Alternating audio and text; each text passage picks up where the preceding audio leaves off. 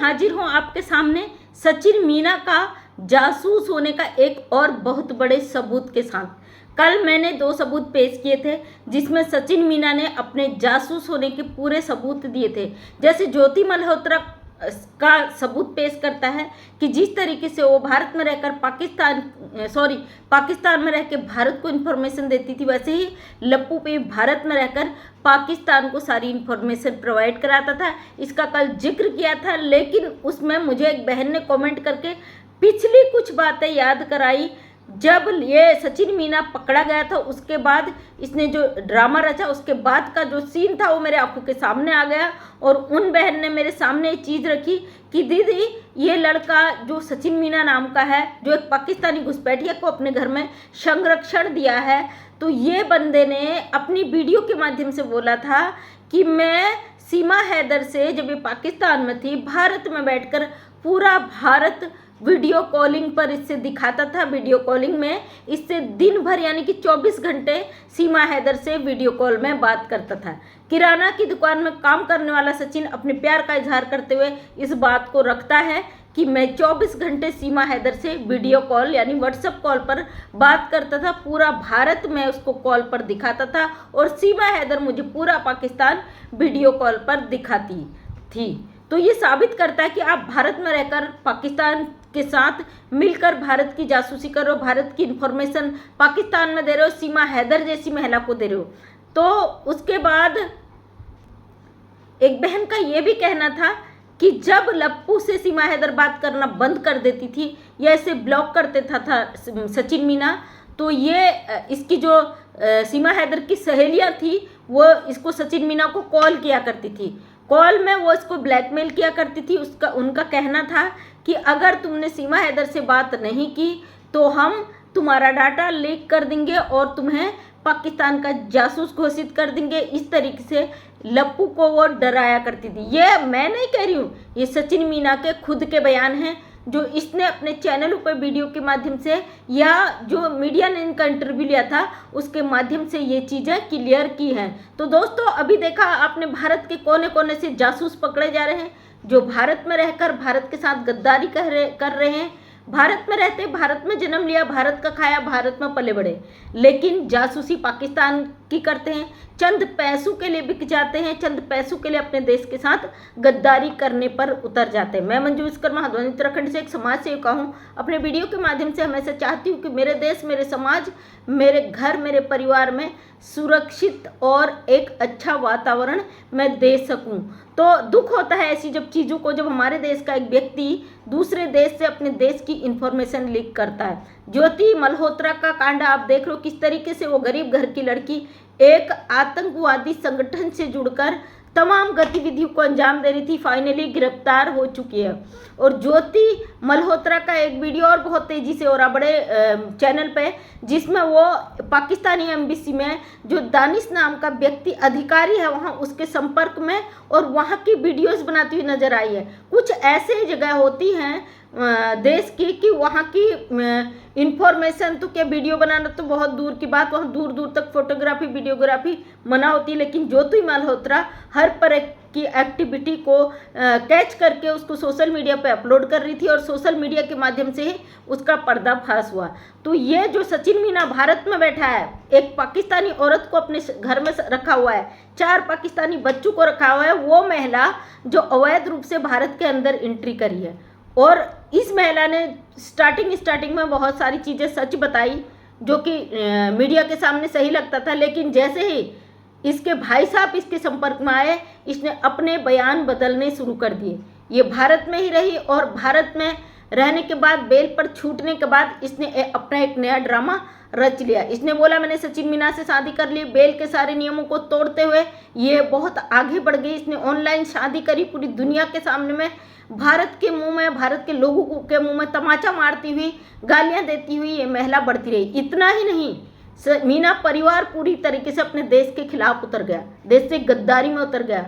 जब जब भारत के लोगों ने इसे रोकने के लिए आवाज़ उठाई तब तब इन्होंने भारत के लोगों के चैनल बंद कर दिए, भारत के लोगों को गाली गलौच देना, बदतमीजी करना शुरू कर दिया, धमकियां देनी शुरू कर दी, लोगों को फ़ोन करके परेशान करना शुरू कर दिया, उनको कोर्ट केस में फंसाने की धमकियां दी जाने लगी।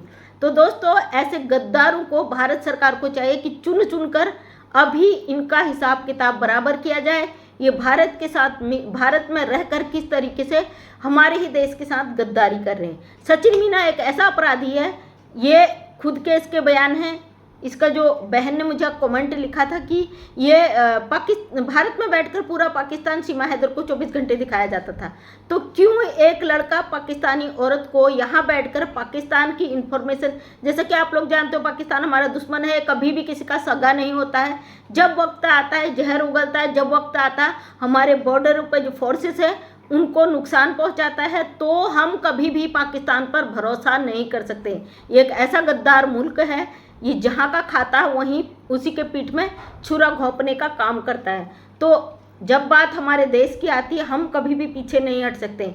सचिन मीना एक ऐसा अपराधी बन चुका है, अपराध की दुनिया में अभी नंबर 1 में ये व्यक्ति चल रहा है। ये अपने देश के साथ गद्दारी करने के साथ साथ ये पूरी दुनिया से को धमकियां देने तक उतर गया है। गुलाम हैदर के 4 बच्चे, पाकिस्तानी बच्चे, सीमा हैदर बिना तलाक के भारत के अंदर एंट्री कर जाती है। चलिए, इसके तलाक से भी हमें कोई लेना देना नहीं, क्योंकि ये गैर मुल्क की औरत है। हमारे लिए सबसे बड़ी बात है कि अवैध रूप से भारत के अंदर एंट्री की है, और हम चाहते थे वो 4 पाकिस्तानी बच्चे मासूम हैं, भारत सरकार उनको डिपोर्ट कर दे। लेकिन पाकिस्तान का जो रिस्पॉन्स जो आया पहलगाम की घटना के बाद, बहुत शर्मनाक, जिस तरीके से हमारी सरकार को गालियां देते, हमारी मोदी जी, योगी जी पर सवाल खड़ा करते हैं। इनको अधिकार नहीं हमारे देश के उस पर आवाज़ उठाने का, लेकिन ये अपनी फितरत कभी नहीं भूलते। सचिन मीना अपराधी है और मीना परिवार पूरा अपराधी है। सीमा हैदर केस से जितने भी लोग सीमा हैदर को बचाने का प्रयास कर रहे हैं वो हमारे देश के साथ गद्दारी करें। इन सबको चुन चुन कर इनके असली अंजाम तक बहुत जल्द पहुंचाना चाहिए। सीमा हैदर जिस तरीके से धमकियां देती है, ये साफ जाहिर करता है कि जब जब हमारे देश में मुश्किलें बढ़ी हैं तब तब सीमा हैदर ने उठकर यहाँ पे गाली गलौज शुरू करी और ऐसा संकेत दिया है कि उसके दूसरे ही दिन भारत को बहुत बुरा रिजल्ट देखने को मिला है। तो दोस्तों, एक वीडियो आज मैंने क्राइम स्टोरी सोनी जी के चैनल पे देखा, जाके आप ज़रूर देखिएगा। तो ये उसमें एक वीडियो अपलोड है, उस वीडियो को देखकर मेरे भी पैरों तले ज़मीन खिसक गई कि ये AP सिंह जी एक नारा लगवा रहे हैं सीमा हैदर से, पाकिस्तान जिंदाबाद, हिंदुस्तान मुर्दाबाद। तो वो मुझे यकीन नहीं हुआ। मैंने 2-3 बार वो वीडियो स्क्रॉल कर कर देखा, मुझे खुद यकीन नहीं हुआ कि किस तरीके की नारेबाजी करवा रहे हैं। तो जब मैंने 2-3 बार वो वीडियो चलाया तो साफ शब्दों में सीमा हैदर और सीमा हैदर के बच्चे नारे लगा रहे हैं, अपने मुंह बोले भाई डॉक्टर AP सिंह जी के साथ, जो कह रहे हैं पाकिस्तान जिंदाबाद, हिंदुस्तान मुर्दाबाद। तो जाके आप crime news story Soni ji के चैनल पे देखना। मैं किसी का वीडियो नहीं लगाती हूँ, आप मेरा पूरा चैनल खंगाल लीजिएगा। मैं किसी का क्लिप उठाकर अपने चैनल पे नहीं लगाती, इसलिए मैं आपको क्लिप नहीं दिखा सकती। तो आप जाके crime news story Soni ji के चैनल पे देखना, जहाँ पे सीमा हैदर और इसके बच्चे हमारे देश के खिलाफ मुर्दाबाद के नारे लगा रहे हैं। ये वही सीमा हैदर है जिसको आप लोग कहते हो सनातनी सीमा हैदर, जिसको आप सीमा मीना बनाने की बात करते हो, जिसे सनातनी बनाने की बात करते हो, जिसे आप हिंदू धर्म में लाने की बात करते हो, वही सीमा हैदर हमारे देश के विरुद्ध नारे लगा रही है। अब वो वीडियो शायद उस टाइम का है जब बहुत पहले 26 जनवरी या 15 अगस्त का AP सिंह जी ने नारे लगाए थे। वो वीडियो कहाँ से आया, कैसे आया, मुझे नहीं मालूम, लेकिन जब मैंने सोनी जी के चैनल पर वो वीडियो देखा तो मेरे भी होश उड़ गए कि ये बंदी साफ शब्दों में नारेबाजी कर रही है भारत को मुर्दाबाद कहने की। हमारे ही देश में बैठकर, हमारे ही देश का खाके, हमारे ही देश में ये औरत गद्दारी कर रही है, इसके बच्चे गद्दारी कर रहे हैं। बहुत शर्म, बहुत ताजुब की बात है जो लोग इसको सनातनी हिंदू बनाते हो। ये पाकिस्तानी है, अवैध घुसपैठी है, और चाहे तुम्हें जो करना हो करो, हम इसके खिलाफ आवाज़ उठाते ही रहेंगे। और दोस्तों, अंदर खाने बहुत सारी चीज़ें चल रही है, गाली गलौज चल रही है, धमकियाँ चल रही है, मुंह बंद करने की धमकी दी जा रही है। क्या हमें मुंह बंद कर लेना चाहिए? क्या हमें इन घुसपैठियों को बर्दाश्त कर लेना चाहिए? क्या हमारे सर ऊपर ये खड़े होकर जो नाच रही हैं, इनके नंगे नाच को देखने के लिए हमें जिंदा रहना चाहिए? आज़ाद भारत के हम लोग अपने ही देश में पल रहे चंद गद्दारों की वजह से हार मान लें? बहुत बुरी तरीके से डराने की, धमकाने की, गाली गलौज की कोशिश की जा रही है। क्या आपके गाली गलौज, धमकाने, डराने से हम अपना मुद्दा छोड़ देंगे? हमारे ही देश, अपने ही देश के सपोर्ट में हम लोग बोलते हैं, हम ही को बोला जाता है कि इनको जासूसी के आरोप में जेल डाल दिया जाएगा। किस तरीके के गद्दार हमारे देश में पल रहे हैं, जो अंदर अंदर हमारे देश को खोखला करने का काम कर रहे हैं। मेरा परिवार एक प्रशासनिक परिवार से है, देश की सेवा कर चुका है, लेकिन जब हम अपने देश की बात करते हैं तो हमको बोला जाता है कि इनको जासूसी के इल्ज़ाम में ऐसा फंसाएंगे कि इनका बेल तक नहीं होगा।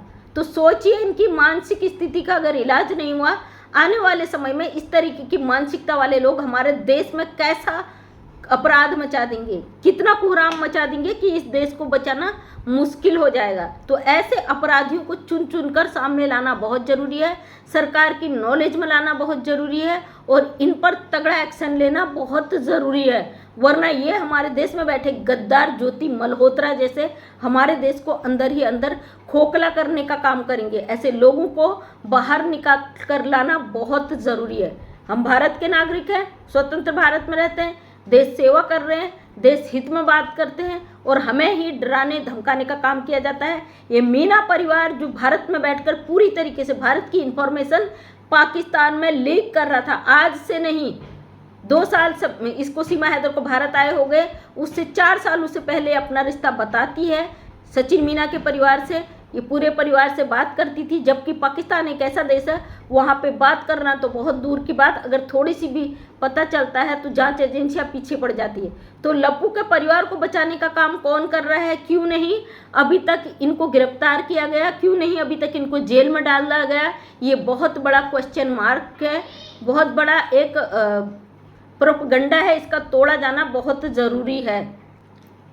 तो ऐसे अपराधियों को चुन चुन कर बाहर लाना बहुत ज़रूरी होगा। हम दुखी है, परेशान है, हमारी वो भाई बहन जो जुड़े हैं इस केस से, 2 सालों से परेशान है, दुखी है, वो आके कमेंट करते हैं कि दीदी ये जाएगी या नहीं जाएगी, कब तक इस महिला को हमें झेलना पड़ेगा। बहुत दुखद है, सामाजिक गतिविधि जिस तरीके से इस महिला ने गंदी कर दी और समाज का जो दायरा था इसने गंदा कर दिया, अश्लीलता फैलाती है, गंदगी करती है, नंगा नाच नाचती है। इसकी हरकतों से दुखी जनता बहुत आहत है, साथ में हम भी दुखी है।